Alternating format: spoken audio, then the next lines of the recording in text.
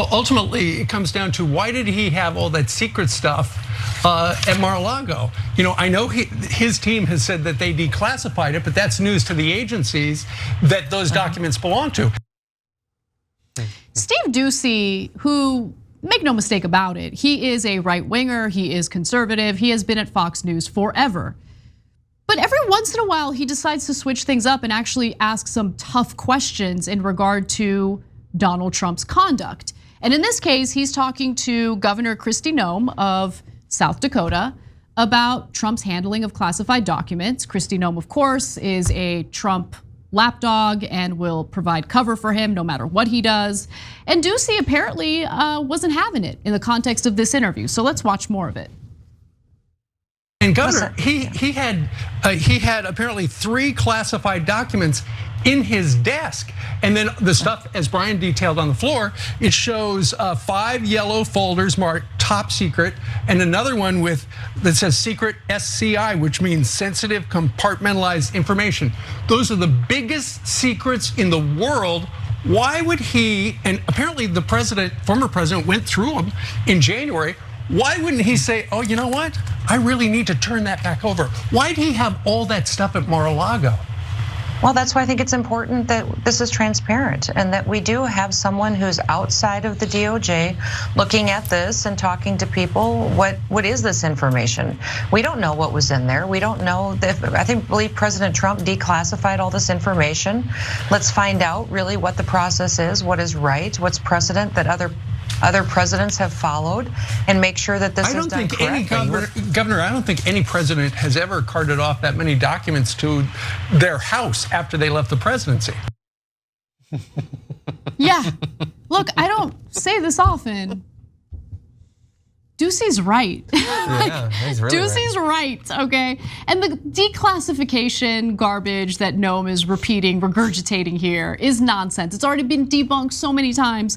It was just debunked there. I know, it was. He pre-bunked it before she said it again. True, but she said it again. Yeah. Yeah, so just real quick though, no evidence has emerged that Trump, while president, declassified all the material that wound up at Mar-a-Lago, and Trump lost the power to declassify when Joe Biden became president. So it's just, we know this. What's amazing to me is there used to be a time in this country, John, where people would be kind of terrified of going on television and just lying as brazenly as Republicans do today, because it's so easy to fact check. Sure. But today, fact checks don't matter. Like, they don't care. They'll just lie, and even if you confront them with reality, they're just like, I'm just gonna repeat it. Yeah. And that's it. Yeah, 100%. Well, I mean, we saw it right there. He said the thing about, no, he didn't declassify it. That there was no evidence that he actually did that before she made the claim, but she made the claim anyway, probably because she knows that the audience is probably furious with him right now, and they want to hear me tell the lie again. It'll make them feel much more comfortable if they hear me tell the lie. But I loved seeing what he did. He didn't just. Sometimes they'll throw out one little thing that's sort of challenging or that like kind of acknowledges reality, right. And that's like, ooh, that's exciting. Oh, you're being naughty. The first time he did it, I love that like Ainsley Earhart shifted her seat and Kilmeade. Yeah. Oh, it's like you gotta prepare for it. Like the Broncos starting to buck. Oh Lord. Yeah, look at. So yeah, they're all uncomfortable. So I like that. I like that in the second clip when he says, "Why did he have 3 top secret documents in his desk?" She immediately does a little smile. Yep. A little like, oh, so we have to play this game where you acknowledge reality. Are you telling us details fun. About what he did? And then, so she did lie, that's true, but she also did a couple of the other things that they do. She immediately turned to, well, and it's important that this is transparent. Well, okay, sure. That doesn't really seem to be benefiting your side. And we need to find out what's in the documents. We do. I do think that that's important, but I also think for the law, not super important because the documents were top secret. You already know that. And do not pretend for a second that you would care if this was Clinton or Buttigieg someday, that you'd care about the content. The fact that it's illegal would be more than enough for you, and thus I'm using your own future standard against you.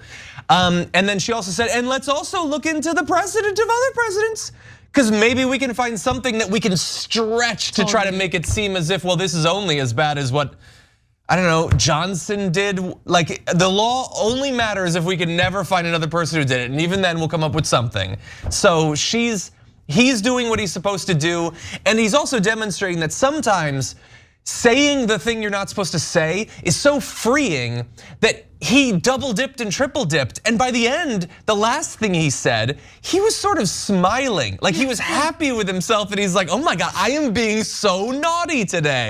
Am I telling the truth? Yeah, it was like invigorating to him. Yeah. And so I like to see it, let's encourage him. No, more of that, right? Like, look, I can't believe I'm saying this, but it shows you how far gone the Republican Party is. I long for the days when Republicans would accept evidence, would accept that there is reality and lies. And we might disagree on policies, that's fine. It's okay to disagree on policies. It's okay to debate those issues, but at least there's a foundation of truth at which you can begin the debate. But we're now dealing with a party that just denies reality. They know they're denying reality. Like Noem knows she's lying, but this is what we're dealing with in the country where there's a bunch of spineless people running around who care more about their own political careers and their political futures than they do about the country. Yep. In fact, there was a really great comment by one of our viewers that I wanted to read because she made a point about the Republican Party puts themselves and their money before country every single day. And it's amazing because while they do that, they also purport to be the most patriotic ones. They purport to be the ones who put country before everything. No, you don't. If you genuinely care about country before your own personal career or interests, then you would not be providing cover for a man who clearly broke the law here and took highly classified, sensitive documents home with him to Mar-a-Lago. Yeah. For what? For what? We still don't know what he did it for. And then when he had multiple opportunities to comply, he just refused to do it. He refused. Yeah, it's like, I would like to know why, from the point of view of the law, it doesn't matter. It's just purely like, I'm curious. I'd like to know why you broke the law so many times. But yeah, we've moved past so many of those earlier defenses. The idea that they were gonna plant stuff. Well, apparently they didn't have to plant stuff because Trump is freely accepting that that is stuff that he actually had. The idea that he cooperated. Remember Jeanine Pirro like yell slurring, he complied, he was working with them. No, he really wasn't working with them. They went and they looked in the room and then you went through and looked at everything and you lied about what was in there and you left some of the evidence of your crimes in that storeroom, which was particularly bold, credit for that.